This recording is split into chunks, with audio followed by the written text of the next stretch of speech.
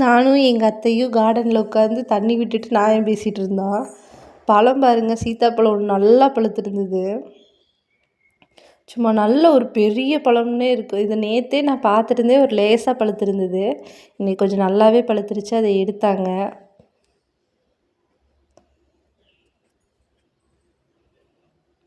பாருங்கள், ராமர் சீதாலையும் கூட ஒரு பழம் நல்லா திரண்டிருந்தது. சரி பழுத்திருக்கான்னு பார்க்கலான்னு போனேன். கொஞ்சம் ஹைட்டாக இருக்கிறதுனால நம்ம எட்டி தான் அதை பறிக்கணும். இன்னுமே கொஞ்சம் பழுக்கணும். அதனால் அதை அப்படியே விட்டாச்சு. இன்னும் ஒரு 2 நாள் போய் அதை எடுத்துக்கலான்ட்டு. நம்மளோட இந்த மிளகு தக்காளி பழம் பாருங்கள், பாப்பா ஃபுல்லாக கீழே நல்லா பழுத்திருந்தது. அதை பறித்து எடுத்துகிட்டு இருந்தா. இந்த இதுலேயே இந்த கருப்பு பழத்தை பார்த்தீங்கன்னா 2 பேருமே ப்ளூபெரின்னு சொல்லிட்டு போட்டு பிடிங்கி சாப்பிடுவாளுங்க. இது கலரே வந்து ஒரு செம்ம சூப்பர் கலரு, ஒரு ஆரஞ்சு கலர் மாதிரி வந்திருக்கு. இது நான் வந்து மஞ்சள் கலர்னு நினச்சேன். ஆனால் இது வந்து மஞ்சள் கிடையாது, இது வந்து ஆரஞ்சு கலர். ஒரு சிஸ்டர் வந்து மஞ்சள் கலர் சீடு பழம் அப்படின்னு நினச்சிட்டு கேட்டுகிட்டே இருந்தாங்க. ஆனால் உண்மையாகவே இது மஞ்சளாக வரலைங்க. எங்கள் அம்மா வந்து இது கொடுத்தாங்க, மஞ்சள் கலர்னு சொல்லி தான் கொடுத்தாங்க. இது பார்த்திங்கன்னா ஒரு ஆரஞ்சு கலராக வருது. உள்ளுக்குள்ளே பாருங்கள் எவ்வளோ பழம் பழுத்திருக்குன்னு. அப்படியே செடியில் பார்க்குறதுக்கே செம சூப்பராக இருந்தது. அப்புறம் நான் செடிக்கெல்லாம் அப்படியே கொஞ்சம் தண்ணி விடலான்னு சொல்லி விட்டுட்டுருந்தேன். கீழே பார்த்தா ஒரு பொன்வண்டு விழுந்து கிடந்ததுங்க. சரி உயிர் இருக்கான்னு பார்த்தேன், இல்லை அது செத்து போய் விழுந்துருந்தது. நம்ம சின்ன பிள்ளையாக இருக்கிறப்பெல்லாம் ஒரு காலத்தில் இந்த பொன்வண்டு எங்கடா இருக்குதுன்னு சொல்லிட்டு தொலாவுவோம். பாருங்கள் பாவமாக இருந்தது. ஸோ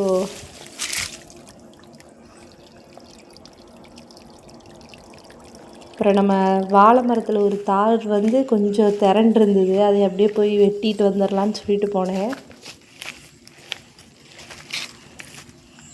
இது வந்து நேந்திரம் பழங்க, நல்லா அப்படி நல்லா திரண்டிருந்தது. இதுக்குள்ளே பார்த்திங்கன்னா ஒரு குருவி கூடு கட்டி இருந்தது. பார்க்குறதுக்கு ரொம்ப அழகாக இருந்துச்சு. அப்புறம் அந்த இது கலையாமல் வெட்டி எடுத்தேன்.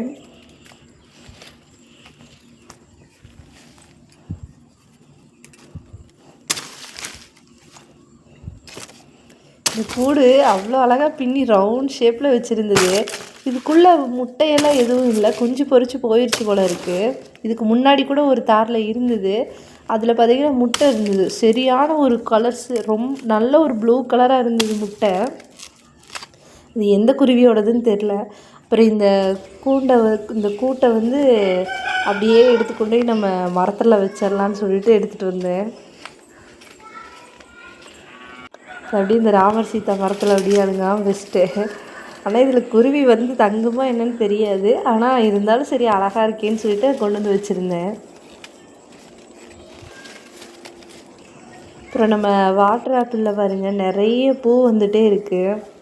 உள்ளுக்குள்ளே வந்து ஒரு சில இதெல்லாம் வந்து அப்படியே கொஞ்சம் சுருங்கி அப்படியே லேசாக பிஞ்சு வர ஆரம்பிச்சிருக்கு. சம்மர் சீசன் தொடங்கிருச்சு அப்படின்னாலே ஒவ்வொரு பழமரமாக அப்படியே காய் வர ஆரம்பிச்சிருங்க. இந்த சம்மர் முடியறதுக்குள்ளே பார்த்திங்கன்னா நிறைய அப்படியே எல்லா மரத்துலேயுமே அப்படியே காய் வர ஆரம்பிச்சிடும். இது கொஞ்சம் வந்து பாசி பயிறு அப்படியே அங்கே இருந்ததை கொஞ்சம் எடுத்துகிட்டு வந்தேன். நம்மளோட சேவல் டான், நம்மளோட டான்னே சொல்லலாம், சரியான சண்டைக்கு நிற்கிங்க.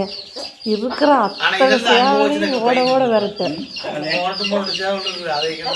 சரிங்க, எவ்வளோ அழகாக நின்றுட்டுருக்குங்க.